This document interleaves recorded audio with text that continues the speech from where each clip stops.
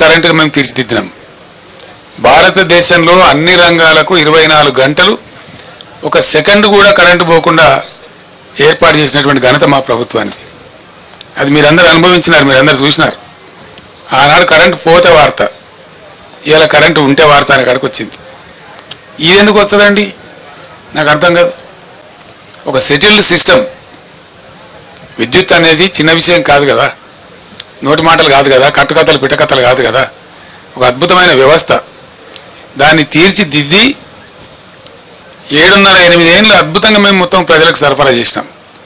Commercial కావచ్చు, domestic కావచ్చు, agriculture కావచ్చు, ఇండస్ట్రీ కావచ్చు, ఐటీ కావచ్చు, ఇంకా మరి ఇతర రంగమైన కావచ్చు. అందరికి కూడా, ప్రజలందరికీ కూడా 24/7 పవర్ అద్భుతంగా సప్లై చేసిన ఒకే ఒక్క రాష్ట్రం భారతదేశంలో తెలంగాణ, అగ్రగామి రాష్ట్రం. మరి ఆ రాష్ట్రానికి ఏం చెదలు పట్టింది? అలా 100 రోజులలో ఇంత అస్తవ్యస్తమైంది. దీని ఉన్న తమాషా ఏంది? కొత్తగా నడిపించేది ఏం లేదు, కొత్తగా మొద్దులు మోసేది లేదు, కట్టెలు కొట్టేది లేదు, కొత్తగా పెద్ద గడపడలు పట్టి తవ్వేది లేదు. ఉన్న వ్యవస్థ ఉన్నట్టు జరిగించలేని అసమర్థత ఏంది, అశక్తత ఏంది? కట్టిన ఇల్లు పెట్టిపోయి కదా, దాన్ని నడిపించే తెలివి కూడా లేకపోతే ఎట్లా? అంటే మనకు స్పష్టంగా దీన్ని బట్టి అర్థమవుతున్నది ఏంటంటే, ఇప్పుడున్నటువంటి రాష్ట్రాన్ని పరిపాలిస్తున్నటువంటి పార్టీ ప్రభుత్వం యొక్క అసమర్థత, అవివేకం, తెలివి తక్కువతనం, అవగాహన రాహిత్యం, దేన్ని ఎట్లా వాడాలనో తెలియనటువంటి ఒక అర్భకత్వం మనకు స్పష్టంగా కనపడతా ఉంది. ఉన్న కరెంటును వాడుకోవడం తెలివి లేదు, ఉన్న మిషన్ భగీరథ వాడుకునే తెలివి లేదు. అద్భుతంగా వచ్చినటువంటి హైదరాబాద్ నీళ్లు మళ్ళా ఇలా వాటర్ బిల్స్ వస్తూ ఉన్నాయి, ట్యాంకర్లు వ్యాపారం జరుగుతూ ఉంది, కొనలేక జనం చేస్తూ ఉన్నారు. మళ్ళా జనరేటర్లు, ఇన్వర్టర్లు, కన్వర్టర్లు వస్తూ ఉన్నాయి, మళ్ళా స్టెబిలైజర్లు కొనుక్కునే పరిస్థితి వస్తూ ఉంది. మీ అందరి ఇన్ఫర్మేషన్ కోసం నేను ఒక మాట చెప్తా ఉన్నా. హైదరాబాద్కు పెట్టుబడులు ఐటీ రంగంలో, ఇండస్ట్రీలో అద్భుతంగా వస్తున్న తర్వాత హైదరాబాద్ను పవర్ ఐలాండ్ సిటీగా మార్చినాం మేము. ఎటువంటి పరిస్థితి వచ్చిందంటే, ఐటీ కంపెనీ వాళ్ళు, పెద్ద పెద్ద వాళ్ళు, చాలా పెద్దవాళ్ళు, ఇంటర్నేషనల్ దిగ్గజాలు, న్యూయార్క్లో పోతుంది పవరు, లండన్లో పోతుంది, కానీ హైదరాబాద్లో పోదురా అనే స్థితి తెచ్చినాం. అది మీకు నేను బట్టి స్టోరీ లాగా చెప్తలేను. దాన్ని ఏం చేసినామంటే, బీఆర్ఎస్ ప్రభుత్వం వచ్చిన కొత్తలో ఈ రాష్ట్రంలో నేషనల్ గ్రిడ్కు మన రాష్ట్రం కనెక్టెడ్ లేకుండే, అనుసంధానం లేకుండే. ఒక 5-6 లైన్స్, వార్దా డిచ్పల్లి కావచ్చు, వరంగల్ వరోరా కావచ్చు, అంగుల్ పలాస కావచ్చు, PGCIL power grid corporation of India limited ఎంబడి నేనే పడి, నేనే చేసి రాత్రింబవళ్ళు వాళ్ళతో కొట్లాట పెట్టుకొని ఈ 3 లైన్లు కల్పించినాం. దాంతో టోటల్ తెలంగాణ రాష్ట్రం, ఏపీ రాష్ట్రం కూడా మనతో పాటుగా నేషనల్ పవర్ గ్రిడ్కి అనుసంధానమైనాం.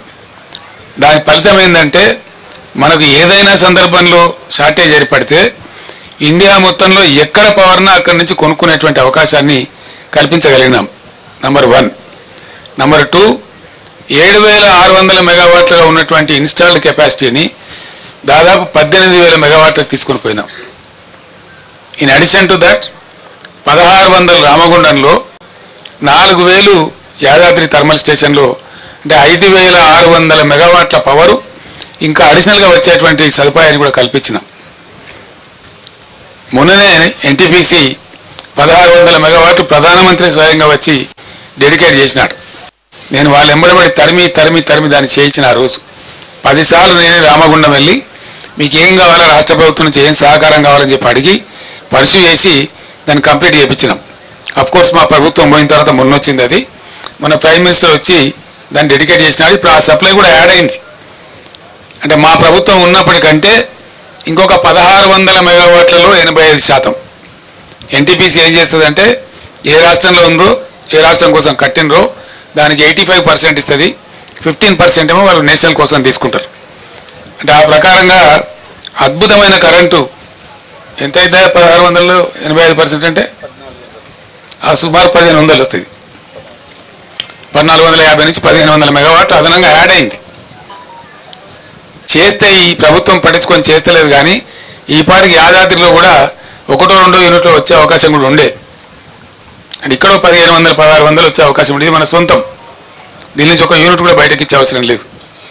మరి ఇంత ఉజ్వలంగా తయారైనటువంటి పవర్ సిస్టమ్ ఎందుకు ఈరోజు ఇబ్బంది పడతా ఉంది? ఇది పరిపాలకుల అసమర్థత అవునా కాదా? దయచేసి మీరే ఆలోచన చేయాలి. ఇది పని చేయలేనటువంటి, పని చేతగానటువంటి ఒక అసమర్థ ప్రభుత్వ విధానం అనుకోవన్నా దీన్ని ఏ విధంగా అర్థం చేసుకోవాలా? లేదు అంటే మనకు దరిద్రం ఉందంటే అర్థం చేసుకోవచ్చు. ఉండి దరిద్రం ఎందుకండి? ఏం కారణం చేత? ఇంకోటి మనకు తర్వాతనండి, అంత గుర్తించడం అవసరం లేదు రాహుల్, చెప్తాను, నో ప్రాబ్లం. ఇంత అద్భుతమైన పవర్ సిస్టమ్ ఎందుకు ఫెయిల్ అవుతా ఉంది రాష్ట్రంలో? 7 ఏళ్ళు నడిచినటువంటి సిస్టమ్, 7 years అద్భుతంగా అందరికీ అందుబాటులో ఉన్న కరెంటు స్విచ్ ఆఫ్ చేసినట్టుగా ఎందుకు మాయమైంది? దీనికి ఎవరు సమాధానం చెప్పాలా? ఎవరు బాధ్యత తీసుకోవాలా? ఈ క్రాస్ టాక్ కాదండి రాహుల్ గారు. You question your own heart, what is wrong with the system? 7 ఏళ్ళు 7.5 ఏళ్ళు బ్రహ్మాండంగా నడిచినటువంటి సిస్టమ్ 3 నెలల లోపల నడుస్తలేదు అంటే ఎవరికి అసమర్థత అండి? ఎవరి ఫెయిల్యూర్ ఇది?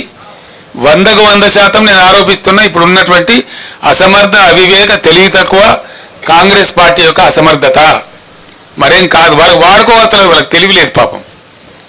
మేమన్నా టెక్నోక్రాట్స్ని పెట్టి నడిపినాం, మాకు తెలివి లేక కాదు. పవర్ సిస్టంలో మొత్తం ఐఏఎస్ ఆఫీసర్లను తొలగించి 100% టెక్నోక్రాట్స్ని పెట్టాం మేము. ట్రాన్స్కో కానీ, జెన్కో కానీ, డిస్ట్రిబ్యూషన్ సిస్టంలో కానీ 100% టెక్నోక్రాట్స్ని పెట్టాం. వాళ్ళ ఆధ్వర్యంలో నడిపినాం. వాళ్ళకి తెలుసు ఎట్లయితే బాగా నడపచ్చు అనేది తెలుసు వాళ్ళకు, కాబట్టి సమర్థవంతంగా నడిచింది. ఇప్పుడు వీళ్ళు ఐఏఎస్ ఆఫీసర్లు మొత్తం తెచ్చిపెట్టి వానికి పట్టదు, నా మంత్రులకు పట్టదు, తీరికలు లేవు వీళ్ళకు. వీళ్ళు రాజకీయాల కోసం తీరికలున్నాయి కానీ ప్రజల అవసరాల కోసం తీరికలు లేవు. రైతు బంధు